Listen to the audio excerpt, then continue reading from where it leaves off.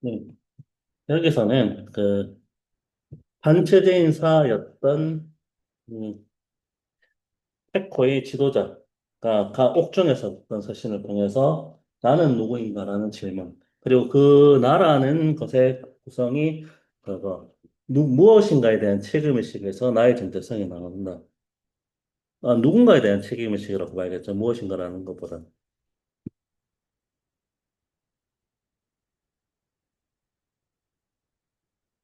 그리고 이 나 누군가라는 그 부르심이 정체성의 핵심이다라는 부분들을 얘기한 다음에 그런 나의 정체성을 둘러싼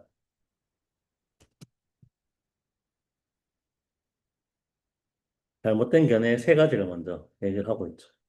하나가 그거 흔히 얘기하는 그 마르크스의 계급이라든지 이런 것처럼 사회학적인 방향에서 어떤 집단 내의 일반성의 의미로 정의하는 것.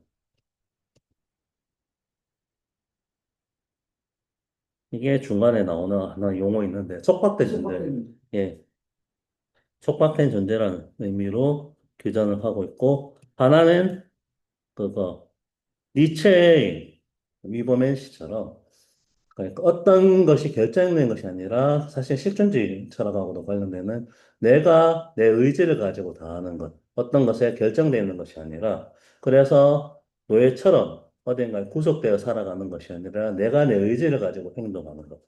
이거를 강조하고 있는 것이죠. 그런데 그거 자체가 결국에는 그거 무한하게 무언가를 추구하는 방향으로 가기 때문에 사실은 이건 역시도 잘못된 방향이다. 라고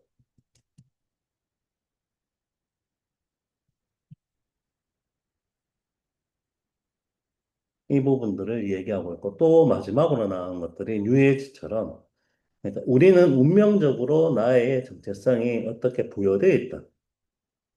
나에게 운명적으로 부여된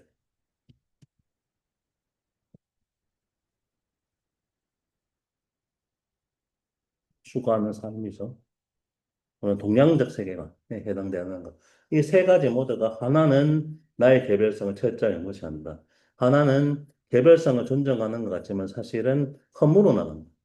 또 하나는 개별성을 존중하는 것 같지만 운명이라는 것들에 속박되어서 나의 자율성을 무시한다. 라는 의미에서 모두가 사실은 잘못된 것이고, 진정한 나의 정체성은 그래서 내가 무언가를 하겠다라고 추구하는 순간 이 세 가지 한계 모두에 갇히기 때문에 오히려 우리가 어떤 존재로 부르심을 받았는가라는 하나님의 부르심을 받은 존재라는 이 사실에서 나의 정체성이 나온다.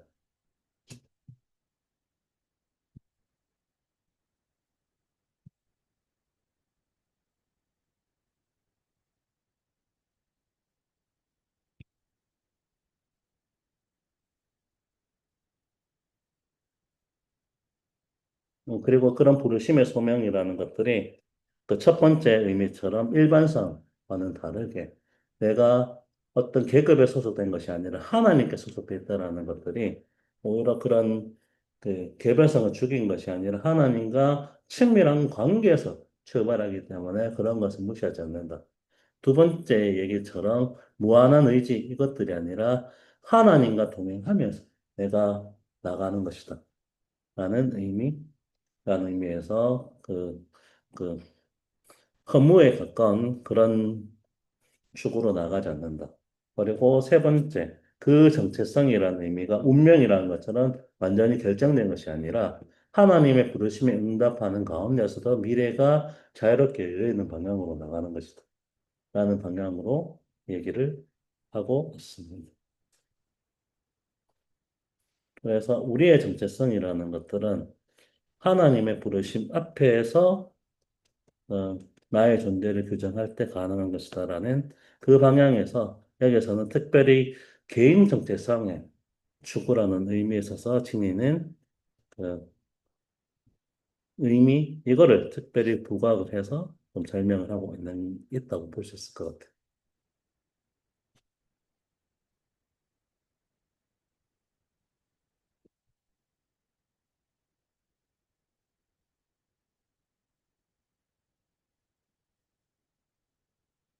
음.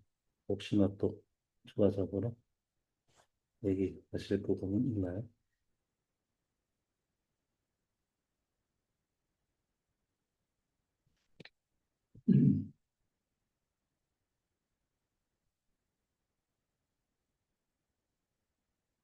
그 청소년 기간에 일하러 다닐 때 그래도 굉장히 열심히 다니는 어떤 이제 20대 친구가 있었어요.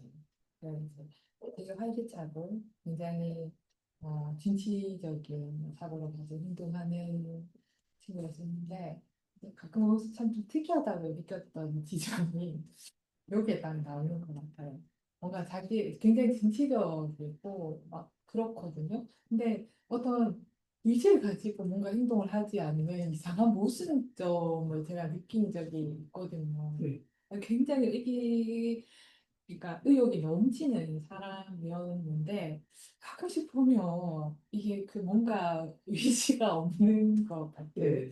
그런 행동이나 그런 말들을 좀 했어가지고 그래서 저게 대체 뭔가 이해가 잘 안 갔었는데 이거를 말하는 것인가라는 게 오늘 딱 생각나는 것 같아요. 그래서 어, 어떤 그 사회적으로 일을 하는 데 있어서 가지는 어떤 굳은 의지나 능동적인 것과 좀 다른 삶에 대해서 주체권이 없는 것 같은 말들을 이렇게 해서 되게 그 사이 간격이 충돌된다라고 느껴왔었는데 그 친구는 이걸 알고 그랬던 것인가라는 생각이 좀 들거든요.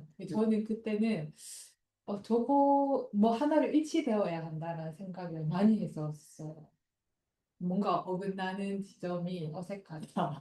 무엇이 진짜인가? 약간 이런 생각을 했었는데 친구가 이런 거지 않았나 하는 생각이 좀 들면서 이게 좀 구체적으로 설명하기가 좀 어려운데 제가 좀 의문을 가졌던 여러 가지의 것들이 이렇게 하면 안 된다라는 거를 어, 증명해 준 것 같고 그 더불어서 이제 또 저 또 한 점도 이렇게 하고 있는 부분 그 생각이 또 들었습니다.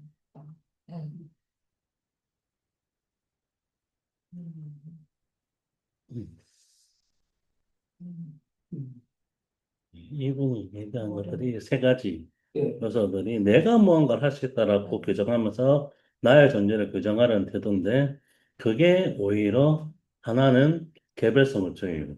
어떤 집단 내의 나로 그러니까 계급이라든지 이런 걸로 얘기한 그래서 뭔가 능동적인 것처럼 얘기하지만 결국엔 이걸로 가는데 그래 함으로써 뭔가 수동적인 방향으로 되고 있고 또 다른 측면에서 그런 그거 노예적인 삶이 아니라 능동적으로 주인이 되는 삶이라고 얘기를 하지만은 실존적이나 이런 데서 얘기하는 것이 그런 자유라는 것 자체가 또 끔찍한 것으로 여겨지는 그런 방향들 그걸 위해서 계속 무언가를 행동한다라는데 목표의식은 없다라는 거죠. 그냥 능동적으로 행동하는 나만 있을 뿐이지. 그래서 두 번째도 목표의식이 없다는 의미에서 한계가 있다라고 얘기를 하고 있고 또 세 번째는 결국 운명론에 빠져버리는 거죠. 그러니까 내가 그냥 주어졌다라는 운명의 카르마가 뭔지를 아는 그것만 추구하는 방향으로 가게 되니까.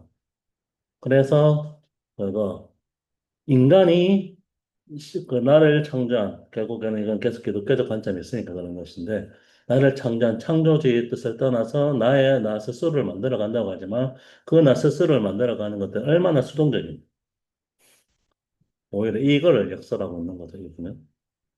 오히려 나의 정체성이라는 것들은 모순적인 것처럼 뭐좀 나의 그 정체성을 내가 규정한 것이 아니라 디트리 보네포처럼 그 내가 누구인지 신을 안다라고 규정하는 여기서 나올 수 있다라는 거죠. 이 부분이 굉장히 우리가 주목해야 될 부분이라고 생각이 돼요. 그러니까 이제 내가 누구인지 내가 제일 잘 알아야 될 것 같지만 내가 누구인지 난 잘 모르고 하나님이 아니라는 거죠. 그러니까. 그리고 우리 흔히 생각하기를 하나님의 부르심에 따라서 사는 삶이 주체성이 있는 삶이고 그거는 종속된 삶이고 자기를 못 사는 삶이고 무슨 노예 같은 삶이고 이렇게 생각하시는데 그게 아니고 오히려 소명에 따라 살 때 이제 오히려 더 이렇게 이제 주체적으로 사실 거라고 이런 이제 이야기를 하고 있지 않나 그런 생각이 듭니다. 그런데 앞에서 이 책임성하고 정체성하고 이거를 어떻게 연결시키는 것처럼 보이시나요, 이제? 그, 조금, 예, 예, 결국 책임이라는 것은 무언가에 대한 예, 책임감이라는 거죠. 예, 이 책임감을 가지고 있을 때 내가 그냥 아무렇게 행동하는 예, 것들이 아니라 나를 구성하는 본질적인 무언가를 알 수 있다라는 예, 것이고, 그래서 내가 무언가의 책임감을 가진다. 사실 무언가라는 것보다는 결국에는 누구에게 책임을 지는가라는 것들을 확인하는 것이 내가 진짜 나를 알 수 있게 만드는 것이다라는 것들을 사실 이 인용하신 분도 좀 기독교인이신 것 같은데, 예, 그러니까 마르크스 사회 안에 있었던 반체제인처럼 활동했다. 예, 그 사람이 옥중서신을 예, 쓴 것에서 이거를 확인하고 있는 거죠. 예. 그러니까 이제 리스판스란 말이죠, 리스판스. 뭔가에 대해서 우리가 반응을 하는데, 리스판시빌리티가 책임이잖아요. 그러니까. 근데 내가 어떻게 반응하고 책임지는가를 보게 되면, 내가 누구인지를 알 수 있다. 그러니까 이제, 점점 더 이렇게 이제, 내가 누구인가 알라고 하다 보니까, 책임이 점점 중요해지게 되는 거예요. 그런데 이제, 책임은 도대체 어디서 나온 건지 계속 생각하다 보니까, 결국에는 이제, 바로, 하나님이라고 하는 이제 하나님에 대한 책임이라고 하는 데까지 갔다가 이제 추록하게 되는 바람에 그까지 안 넘어가고 이제 끝나버렸던 그 이야기를 하고 있는 거예요. 그래서 이 정체성에 있어서 책임감이 참 중요하구나. 책임의 그 기원은 도대체 어디서 나오는 것일까? 뭐 우리 왜 책임을 져야 되는 거죠? 이런 거 있잖아요. 뭐 이렇게 이런 이야기 좀 하고 있지 않나 싶습니다. 네.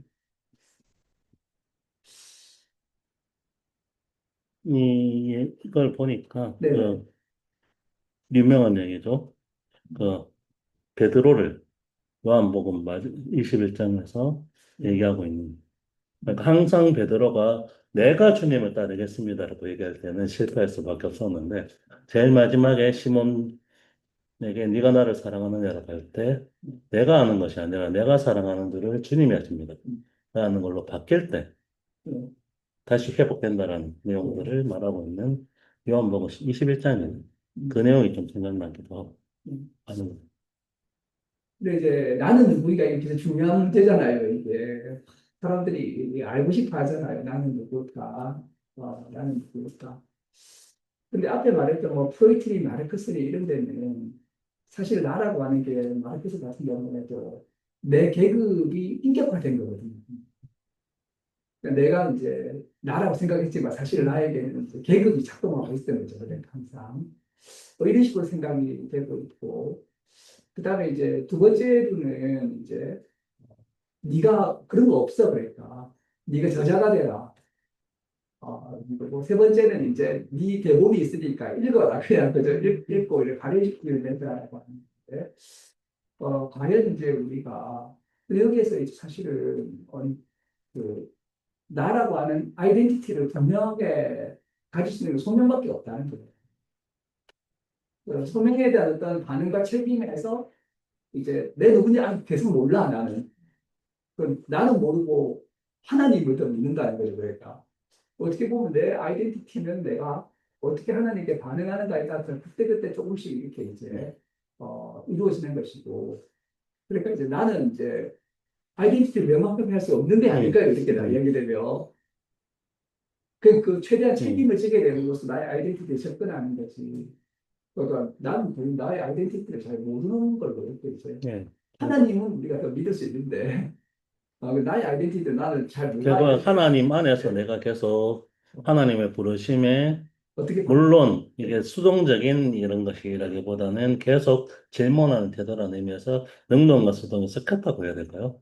그런 태도 안에서 조심스럽게 찾아가는 것이다. 라는 것에 좀 가깝다고 해야겠죠. 네.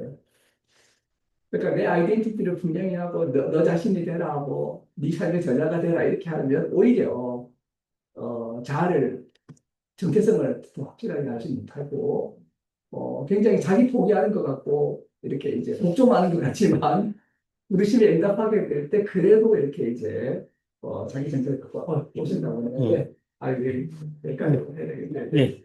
말씀 그러면 여기서 듣고 마무리를 해야 될 것 같습니다. 그런데 잘 되셨습니까? 네. 음.